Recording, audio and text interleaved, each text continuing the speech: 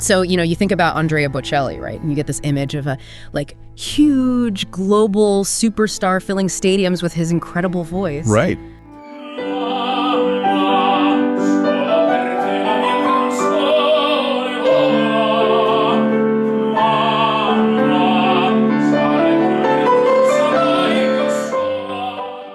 But picture this, just before all of that took off, back in his hometown, there was this impresario who actually told his mother, he said, "You should just accept that the best your son might do is sing Ave Maria at church wedding."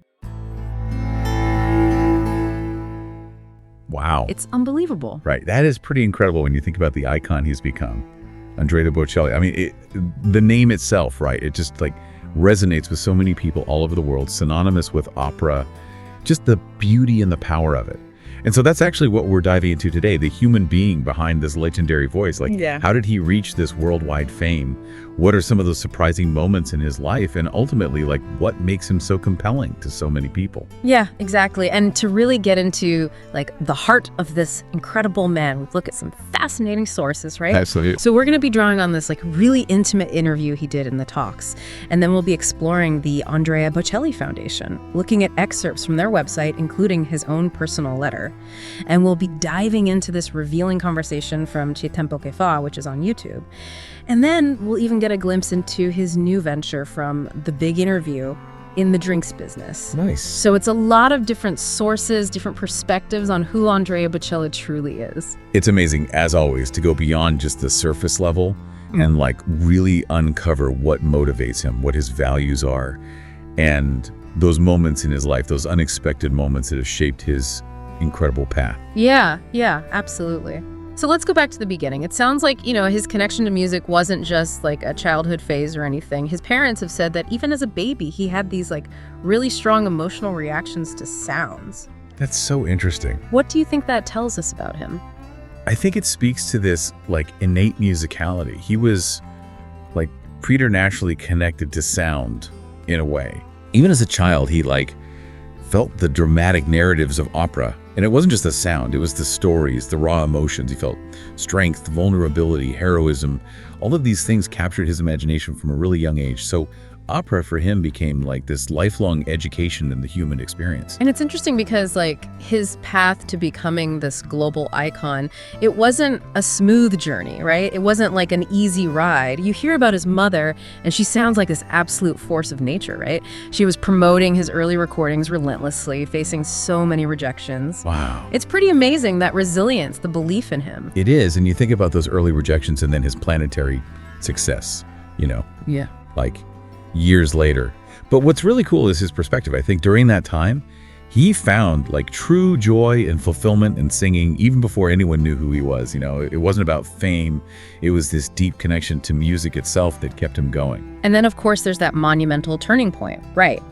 His 1994 performance at Sanremo Giovanni with Il mare come della sera, it took people by surprise. The structure of the song was so unique. It was. He actually talked about how the very architecture of this song, it was deliberate.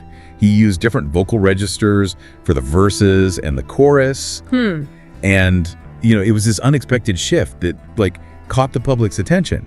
And for a debut on such a huge stage, it was really bold, really innovative, and it made him stand out right away. And what's refreshing is that when he talks about his career, he's incredibly humble. He even mentioned how much he identifies with this quote from Tiziano Terzani, who said that he never really worked a day in his life because he always did what he loved. Oh, that's great. I think it really says a lot about him, It does. It speaks to this passion that he has. It doesn't even feel like work.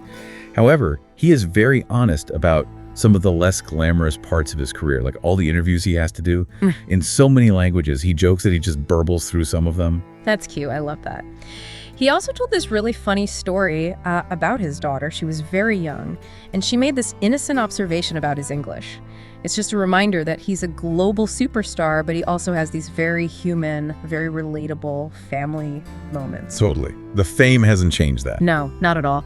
And speaking of fame, we have to talk about his 30th anniversary celebration. Oh, right? gosh. The scale of it was in La Hatika. It was huge. The guest list, Brian May, Ed Sheeran, Johnny Depp, Zucchero, Will Smith, Placido Domingo. It just went on and on. It's unbelievable. It really shows the impact he's had, right? Well, it does. And what I think is really interesting is that the people who came to celebrate him, it wasn't just people from the opera world. Yeah. It was musicians from different genres, filmmakers, even, engineers. He connects with people from all walks of life, which is like so incredible. Mm-hmm. And the scale of it, you said it, 3 nights, 35,000 people. They even made a film about it, 30. The celebration. It's going to be broadcast on Canale 5. Right. It's not just huge for him, it's huge for, Italy, for his global audience. Like, it's a big deal. It is. It's incredible to think about that journey, right? From those early rejections to this massive global outpouring of love and support. And he's talked about how, when he first performed with Luciano Pavarotti, he was so nervous he got a fever. Wow. But at his anniversary concert, he said he felt much more at ease. I think that contrast says a lot about how he's evolved as an artist, wouldn't you say? Absolutely. I think it shows a growth, not just in his technical abilities, but in his confidence, in his ability to be present and enjoy the moment. And he told these really sweet stories about Pavarotti, like offering him Parmigiano cheese and the time they did a Lambrusco tasting at Pavarotti's home. It makes you realize that these legends, they're human. They have these normal, everyday moments. It does. And then there are the really surprising things you learn about him, right? Yeah. Like how he's avoided smoking and excessive drinking his whole life.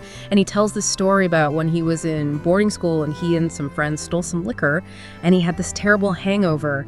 It seems like that experience really put him off drinking for good. It is a pretty vivid story. Yeah. And clearly had a lasting impact. There's also this story about how he tried to smoke a goosey cigarette once and it made him so physically ill. He said he just felt this immediate aversion. He's incredibly humble about it. He attributes it to luck, not to any great virtue on his part. It's refreshing, that honesty. And you get some really fascinating insights from other artists, too. Johnny Depp described him as a mystic, which I think is such a powerful image. And Ed Sheeran talked about working with him and how Sheeran insisted on keeping that operatic sound. And that ultimately led to this massive success, right? Mm-hmm. And then you hear that he has 16 billion streams worldwide, and it just blows your mind. Like, how does anyone even process that number? That's huge. And for more of these incredible stories, make sure you like, comment, and subscribe to our channel. 16 billion. It's unbelievable. It just shows you how much his music resonates across genres and with so many people all over the world. But even with all of that success in, different genres of music, his biggest love is still opera, isn't it? It's been his main passion since he was a child.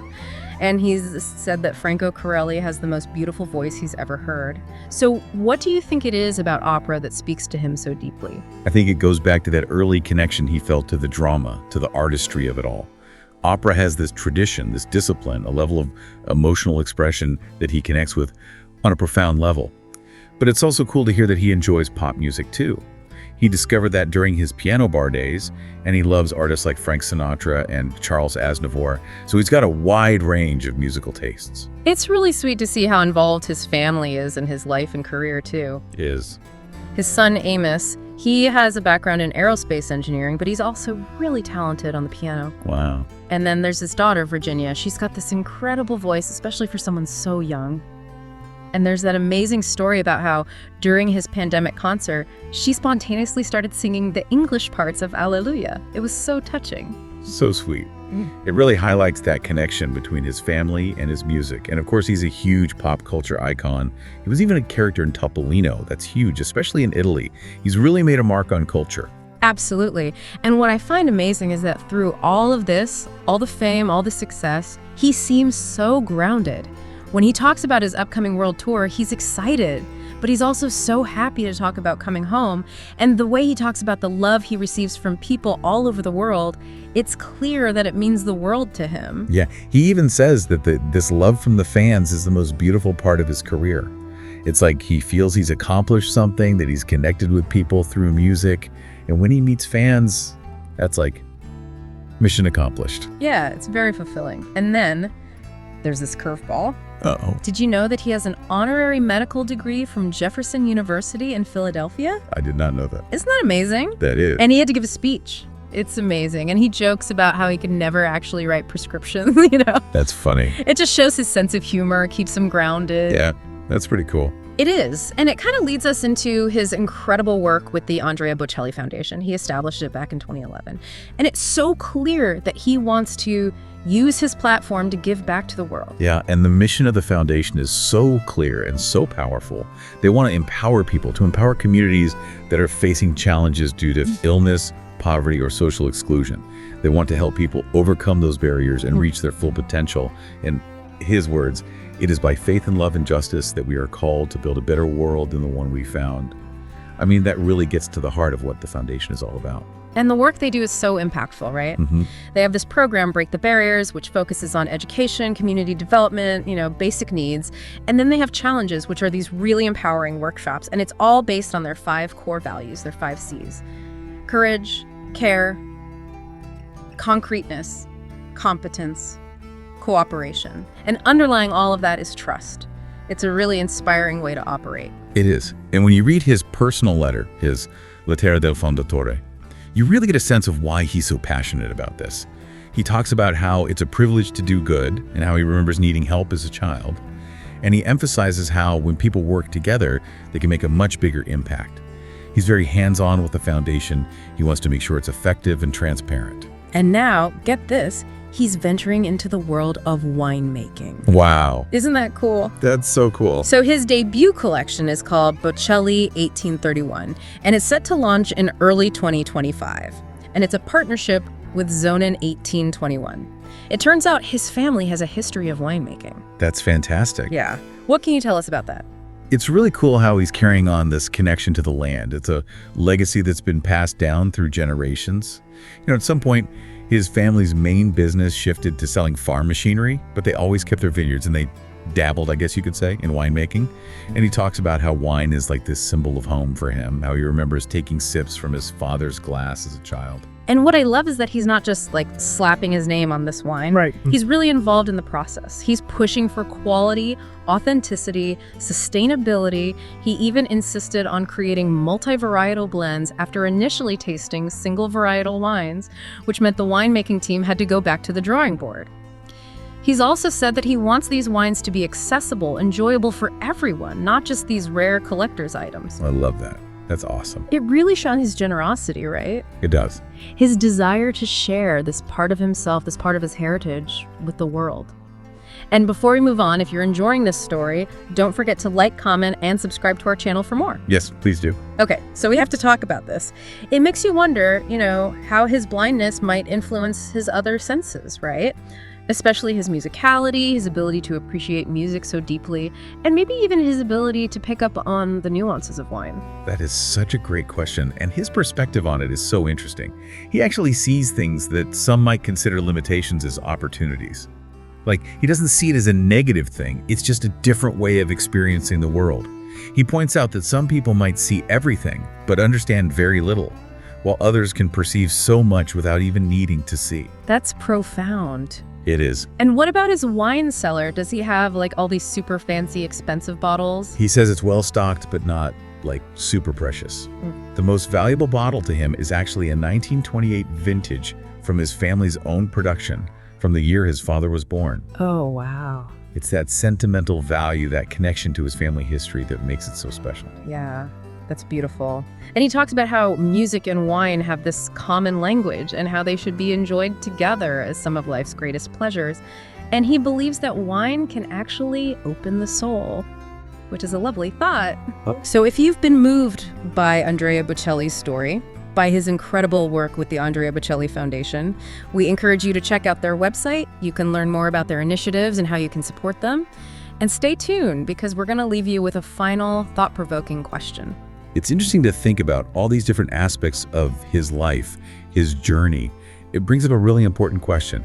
We've seen how Andrea Bocelli overcame those early doubts to reach global stardom, how he shares his voice with millions of people, how he works to uplift communities through his foundation, and now even how he's venturing into winemaking. So it makes you wonder, what do you think is the most powerful force behind human potential? Is it unwavering passion? Is it that resilience we see in him, that ability to keep going even when things are tough? Or is it the deep desire to connect with other people and make a positive impact on the world? It's a really great question to think about, and maybe exploring the Andrea Bocelli Foundation's website can give you some more inspiration. Thank you so much for joining us on this deep dive into the incredible world of Andrea Bocelli. We would love to hear your thoughts. Share them with us on social media. Thanks for watching. Subscribe to the channel so you won't miss the next videos.